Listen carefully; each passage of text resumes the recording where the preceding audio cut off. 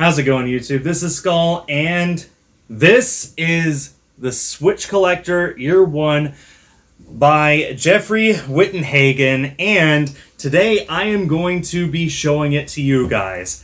Now, full disclosure, this video is not sponsored by Jeff or by anyone. I was not paid for this. In fact, I had to pay to be in this. I am a Kickstarter backer. But I am so impressed by this, and I just wanted to share it with you guys. And I haven't seen anyone else on YouTube do a read-through of this yet.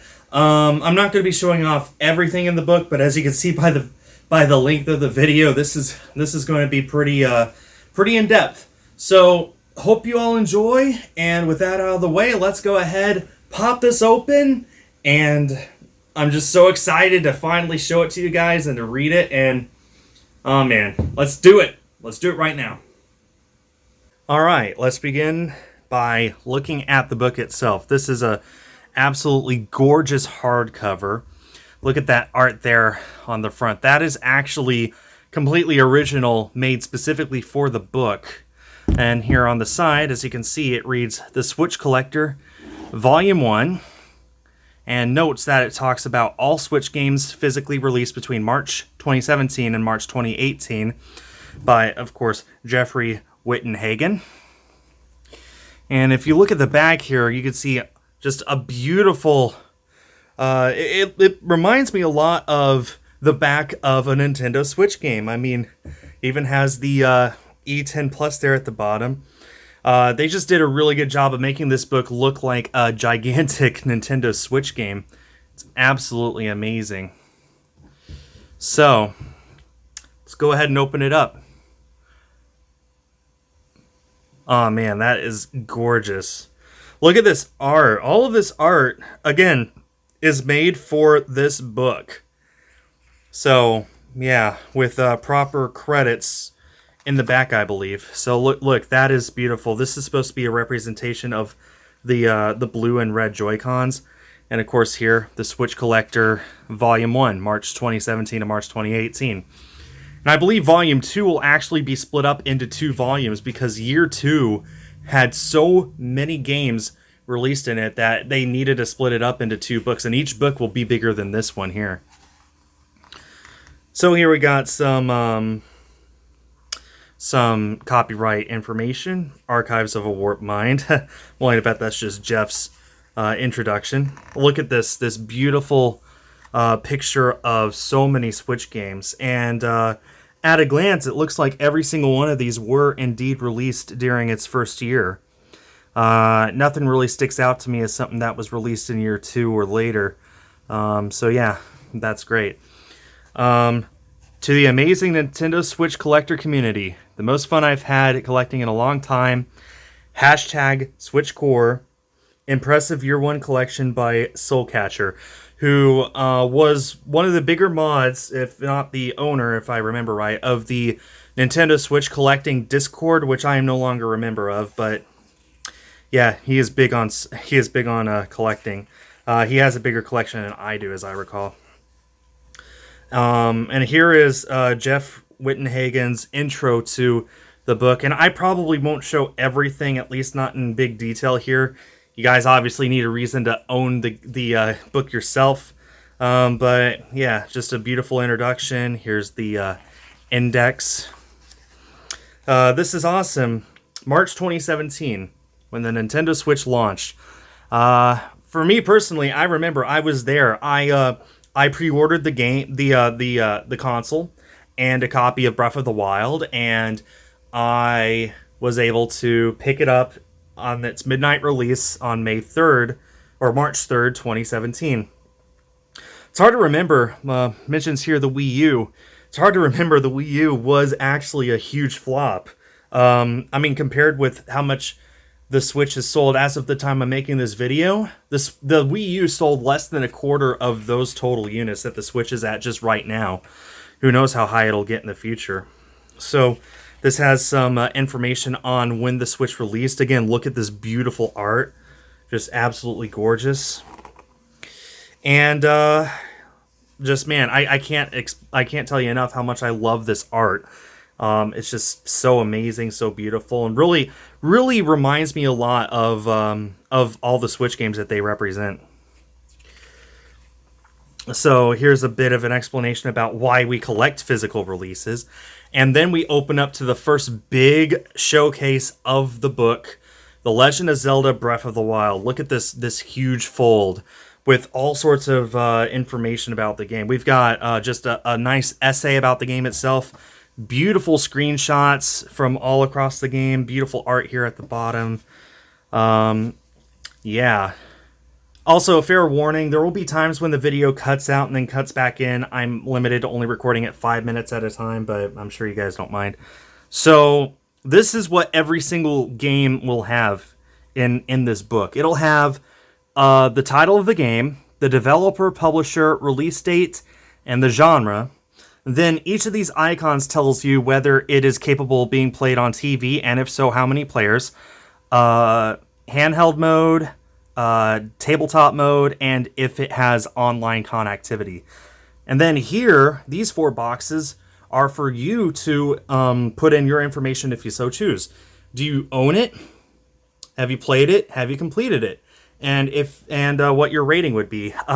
Obviously, for me, if I were to mark in my book, which I don't do, I don't mark in books. I would put a check mark by owned, played, and completed, and I would rate it easily a 10 out of 10. This is one of the best games of all time, in my humble opinion. But it continues on here. So this is just a little essay and a little blurb about what Breath of the Wild is like.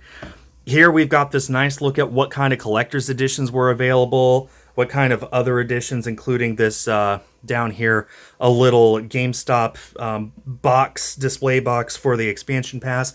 And look at this beautiful Zelda art. Oh man, just absolutely gorgeous. And you'll only be able to see it in this book. And then we did get a bit of a detail on the expansion pass itself, along with this is the official art, I believe, for the expansion pass.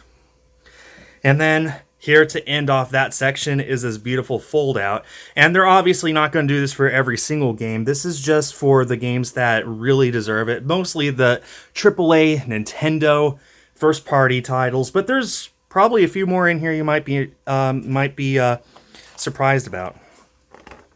So, also releasing on launch day, in Japan anyway, was this I Am Setsuna game, which was actually made by Square Enix. And there should be some information here. Actually, I don't see any information. The game, you can import the game from Asia with an English cover if you want. So I only know that because you know, I'm a Switch collector, obviously. I think that this Sarah rating is supposed to help you understand that this did not get a North American release. In order to get this physically, you would have to import it. Oh wait, actually it says down here, only having a physical release in Japan and Asia. There is native English text available right on the cartridge, which they will specify for every single one of these. And you know what? I just noticed we got this little Japanese symbol here. Very helpful. So the book does a good job of showing you if the game is not available in NTSC or PAL, or if it's available in only one region, it'll tell you which region that's in. So I Am Setsuna, launch title, it's Square Enix, of course it's going to be good. Not one of their best games or anything, but it's pretty good. Super Bomberman R from Konami, which is one of the only Konami games that's actually come out on the Switch so far. 1-2 Switch, which gets its own 2 pages. Oh man, this is a fun party game.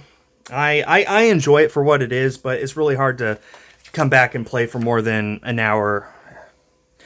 Okay, we got some more launch titles here. We got Just Dance 2017, Skylanders Imaginators, and when that released, it was actually hard to comprehend. It was hard to imagine this was the final Skylanders game to ever come out. And the Switch port came after it was released on PS4 and Xbox One, and I believe Wii U. So, yeah, that's pretty ridiculous. The final Skylanders game was a launch title on the Switch. We got Dragon Quest Heroes 1 and 2, which did get a physical release in Japan. This is, man, it's Dragon Quest, right? And that was all another launch title, in Japan anyway. And then here we get to the very first post-launch Switch game, which was The Binding of Isaac Afterbirth Plus. And you'll notice here there's actually 3 different covers that you can get for it, and all sorts of bonuses, and the book does a really good job of detailing what those collector's editions are, what those different editions are, and what the bonuses are for each. Moving right along, we've got Has Been Heroes, which was the very first retailer exclusive game. This was, when it released anyway, exclusive to GameStop. I'm pretty sure it's been released in other stores since then. Got Lego City Undercover, which for a while was considered one of the best, if not the best, Wii U third-party exclusive titles. For when it first came out, it was only available on the Wii U. Afterwards, it got ported, obviously, to the Switch, but it's available now on PS4, Xbox One, and I believe even PC. But for a while, it was actually a Wii U exclusive, and it's not a bad game at all. We got Spelunker Party, which did get eventually an English release, but if you were to get this on a Japanese cartridge, it only is in Japanese. We got Puyo Puyo Tetris, which I've tried. It's not bad. Mario Kart 8 Deluxe, of course, this was like the second big Nintendo game, right? We had Legend of Zelda at launch, and then a month and a half later, we had Mario Kart 8 Deluxe. And Mario Kart 8, I already loved a lot, and Mario Kart 8 Deluxe just takes it and builds on it. Obviously, we've added new characters like the Inkling, and all the DLC characters from the original game are here for free, like Link and Isabelle. And also, as you can see here, the guide details that it came with a steelbook. And I believe this guide does a good job of showing any game that came with a steelbook and showing what that steelbook looks like. I'm not a steelbook collector, but there are steelbook collectors out there, and this book will benefit them greatly. Look at this art. Again, made for this book. Here we have Disgaea 5 Complete, which I recall mostly because this had a playable demo on the eShop, and it was like the first full 2 or 3 levels, something like that. I might be misremembering, but it's pretty good. And it's a tactical RPG, and it's really, really fun, and I was very happy to pick this up. And about when this game came out is when I realized there's a lot of games that are releasing for the Switch that I probably wouldn't have tried out if it weren't on the Switch. And I tried this and I love it, and I am really looking forward to finishing this someday. Ultra Street Fighter 2, full name The Final Challengers. It's a Street Fighter 2 port. It is the first Capcom game, I believe, on the Switch. This is when most companies were just putting out a port of an old game onto the Switch to see how it would sell, to see if the Switch would catch on in popularity. And surprise, surprise, the Switch has sold very well. And this, from what I hear, is one of the best Street Fighter 2 experiences of all time. I'm not a Street Fighter 2 fan, so I can't say that objectively, but that's what I've heard, and from what I played from it, it's pretty good. Got Cars 3 Driven to Win, which, again, one of those games that, like, it looks like shovelware. It looks like it wouldn't be a sort of game that I would enjoy, but I tried it. It's pretty good. It's like an average racing game, but hey, at least it's not bad. Then, of course, ARMS, which was Nintendo's first big IP that they have introduced since Splatoon came out in 2015. ARMS, I was never able really to get into it. I tried, but I don't know. The game just isn't for me. The gameplay just doesn't work well for me.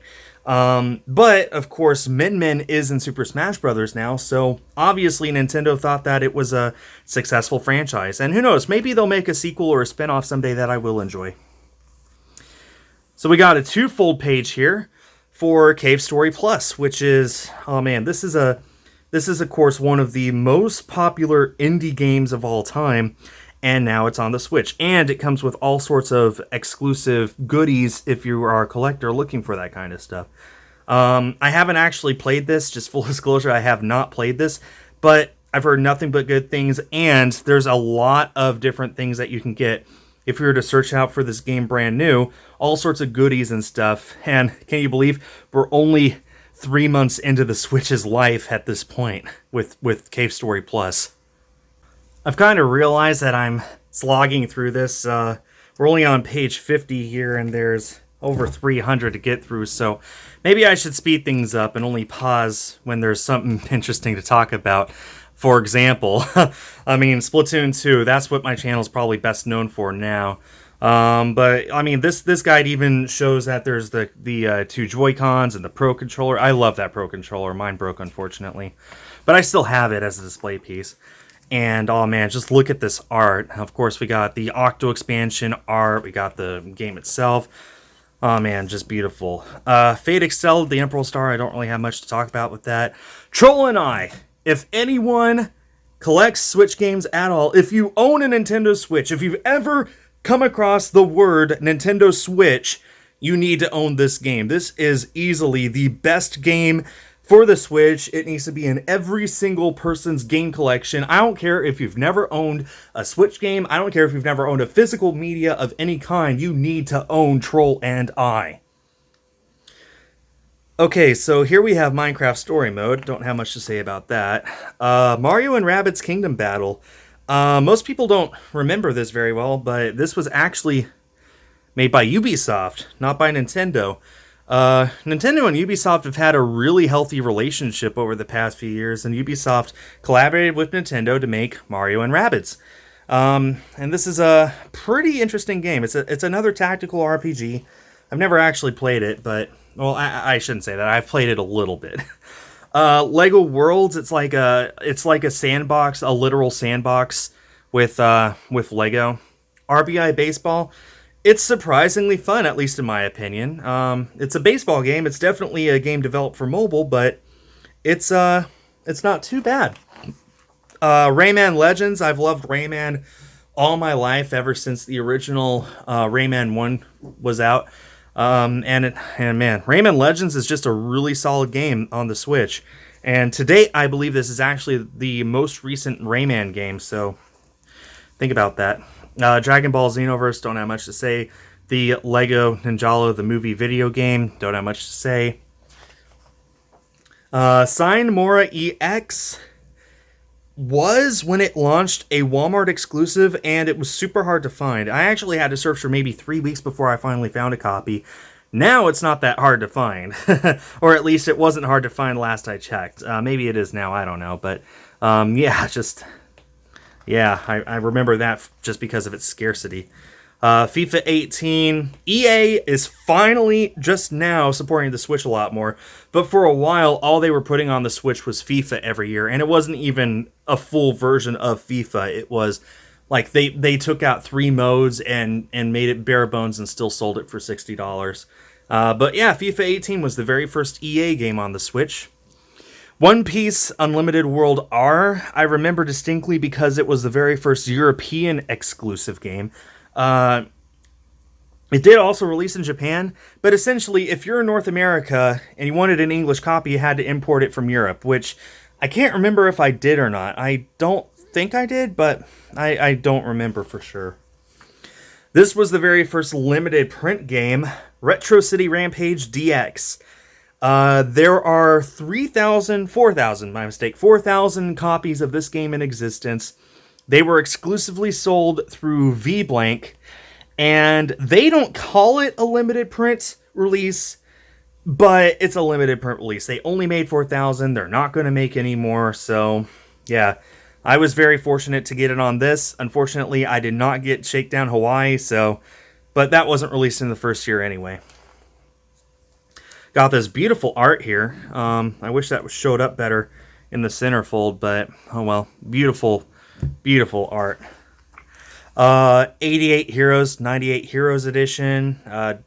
Saldom Drop Connector Race was another hard game to find. And of course, right when I found a copy, then it became super easy to find. Like, it was sold out everywhere. I had to drive 50 miles to a Best Buy to pick one up. Literally the next day, it was in stock online and in every store in my area. So that's why I remember Saldom. But it's a fun puzzle game. On this next page here, we have Tiny Barbarian DX. I'd like to say that this was also a GameStop exclusive, but I could be wrong. I'm not seeing anything on here about that.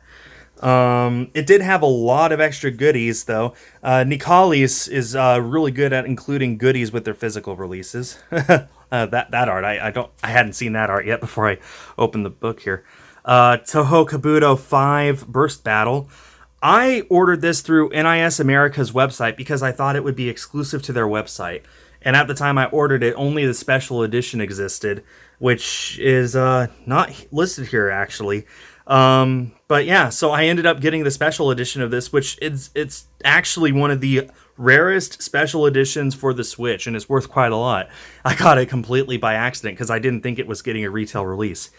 NBA 2K18. This one caused a lot of stir because it requires a massive download. You see that up there? Internet download and micro SD card required. I think it's something like 14 gigabytes that you got to download in order to even play this game, in order to turn it on. And it was the first time that a physical Switch game released that absolutely required a download even to work. And that caused quite a stir back then, especially with that really ugly white banner at the top. Now, that issue has actually not gone away at all. Plenty of games these days, even ones you wouldn't think would need a download, like Spyro. Plenty of games require a download. However, they've done better at making it happen less often, and they have reduced this big banner to just a little thing here on the corner. So hopefully these arts boxes don't show up too much more often. Fire Emblem Warriors. Know plenty of people who are excited about this, including my best friend from college. I played it a bit. It's a Warriors game. If you like Hyrule Warriors or Orochi Warriors or something like that, you'll like that. Siberia. This is a European exclusive that I do not own. Just Dance 2018. There were 2 Just Dance games in 2017. That was funny. Oh man, Ubisoft is keeping the Wii alive with Just Dance. Knights of Azure 2. I specifically remember this because I thought it was going to be a Japanese exclusive, and then the day before my copy would have shipped out of Japan, they announced that it was getting a North American release. So I was able to barely cancel my pre-order for the import and get the English. And ever since then, I have not jumped on Japanese imports instantly, just in case they do get a US release later. And in some cases, they do like 3 or 4 years later, believe it or not. There's some games that released in Japan early on in its life, but haven't released in North America, but have gotten a release date in the future. So yeah, that's my experience with Knights of Azure 2. I own the US copy, but that's it. Alright, I'm not Classic Gaming Quarterly here. Let's just go ahead and skim through the rest of this. Poi, Super Mario Odyssey. Don't really have, what can be said about this that hasn't been said already. I did get this beautiful Nintendo Switch, though. And, this is an extremely long section for it. Cartoon Network Battle Crashers, Monopoly. I love that version of Monopoly, actually. That's a very fun game. Monster Jam Crush It, which actually that was the final game I needed to pick up in order to complete my Year 1 North American retail set. So that sticks out to me for that. Farming Simulator, it's a good part of that. Sonic Forces, I'm actually like 90% done with the game. I actually enjoy it a lot. I realize it's nowhere close to the best Sonic game ever, but, at least it's not Sonic 06. Snipper Clips Plus. Snipper Clips was a launch title on the Switch. It got a physical release with a lot of new stuff. As you can see, late November. November was just a huge month in its first year, as I recall. We got a really solid port of Doom from Bethesda. Bethesda, man, they've done a lot of stuff lately that I don't agree with, that I don't approve of, but their ports on the Switch are all really solid. It's actually kind of insane what they're able to do with the system. Look at that art. Batman the Telltale series, don't know much about that. Ben 10, don't know much about that. It'll Do 2 Plus, same. This has a nice fold out though. LA Noire, this was made by Rockstar. Again, putting an old game onto the Switch to see how it would sell. Rockstar totally could put Grand Theft Auto 5 on the Switch. They just haven't for some reason. Lego Marvel Superheroes 2, Lumo, As I recall, Lumo was actually an Amazon exclusive. It might still be. Skyrim, again, another Bethesda game, and Skyrim on the Switch actually has some extra things like Link's Breath of the Wild costume. It has the Master Sword. Just lots of really awesome extras on the Switch. I mean, it's Skyrim. It's like the 80th port of the game, but man, it looks really good on the Switch. Gear Climb Unlimited, which I believe started as a GameStop exclusive and then stopped being one later. MXGP3, never played it. Axiom Verge. There's not much to say about the Switch version, but that was it is currently the most recent Wii U game to actually release, thanks to limited run games. There will be another Wii U game. I believe that'll be Shakedown Hawaii later. But anyway, so that's what I most remember about Axiom Verge. It has the Collector's Edition, which is actually easier to find the Collector's Edition than the regular edition, at least when this came out. Zora Striker Gunvolt. Beautiful game. Rhyme, I haven't played too much, but I heard it actually was pretty broken on release and needed a patch to get better. Super Beat Sonic is an awesome rhythm game. Unbox Newbie's Adventure. I don't remember much about that. 3D Mini Golf. I actually did import this from Europe. It's a fun mini golf game. So here at the end, I suppose, are the European exclusive games. So most of these I don't own. Island Flight Simulator, Let's Sing 2018, I do own that. Lots of other games here. This is interesting. Resident Evil Revelations. The reason this is here at the back is because the first game is on the cart, but you have to download the second game with, I believe that you can download the second game straight from the cart itself, but actually, I take that back. I think there's a code in the box. So yeah, that's why this is in the back here, because even though it comes with both games, only the first one is on the cartridge. Siberia 2, this is the police. Actually, no, this is at the end because, I'm sorry, it's in release order. My mistake. I'm a little out of it, I guess. This is the police. Yeah, Xenoblade Chronicles 2, absolutely gorgeous game. Anyone who likes Xenoblade or JRPGs in general will love it, I promise you. Oh, man. WWE 2K18 is easily one of the worst games on the Switch. This thing barely plays. You don't even need to try, and it'll just be terrible. It's a terrible game. It performs terribly. It's uncontrollable. It is borderline unplayable. There is not enough criticism in the world that could talk about this game. Holy cow. Let's see. Party Planet. I believe that was a GameStop exclusive. The End is Nigh, which I think was an Amazon exclusive, but I could be wrong. Stern Pinball Arcade. This was a harder game to find. As I understand, it actually wasn't an exclusive, but it was still hard to find. I believe it was easiest to find at Toys R Us stores, and of course, Toys R Us went out of business, so let's see. Windstorm, that's a European exclusive. Lost Sphere is exclusive to Square Enix's online store, but it's constantly in stock, so it's not a limited print. It's just exclusive to that one place. The Count Lucinor, Dragon Quest Builders. I played it a little bit. I think Dragon Quest Builders 2 is the better game, though. The Longest 5 Minutes. It's man, that is a really interesting concept for a game, let me tell you. Monster Energy Supercross. That's awesome. And here we're coming to the end of the first year. I know, this far into the video, right? I'm sorry I'm taking so long. Overcooked, super fun game. If you haven't watched my videos of me playing Overcooked 2 with my friends, please do. Portal Knights, not much to say there. Wonder Boy: The Dragon's Trap. This is an awesome, very fun game in the same vein as the older Wonder Boy games. And oh yeah, that is the cover art for that. And we're coming to the end of the first year. So we got Bayonetta here, which is exclusive to a special edition only released in Japan. There's 11,000 copies of the physical copy of Bayonetta 1 in the world, and I have one of them. So yeah, it came with this special edition right here called the Non-Stop Climax Edition. I actually gave that special edition to Crystal. Bayonetta 2, of course, is easy to find, and it comes with Bayonetta 1 for free as a download.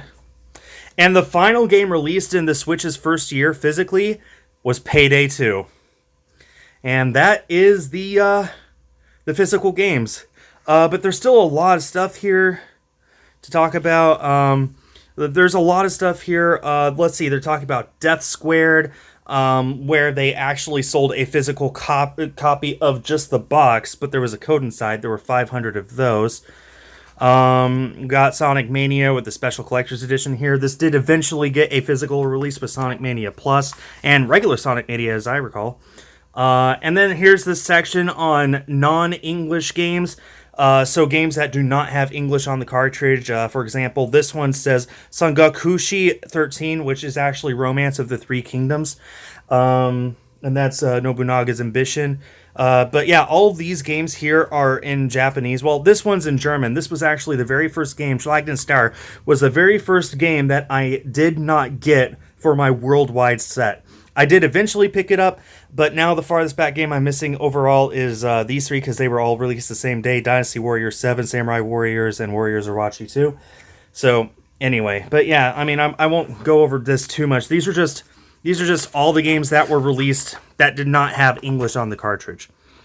And then this next section, I'll just gloss over. These are all games that do not have a physical release, but are still worth checking out, that were released in the first year of the Switch's life. And some of these actually have gotten physical releases since this book was published, or will get them in the future. For example, Double Dragon 4, that got a limited run games release. The Mummy Demastered should be in here somewhere. That's getting an LRG release. Yeah, right here. That's getting an LRG release soon. So that's what this section is. Just all of the digital-only games that the writers thought were worth checking out.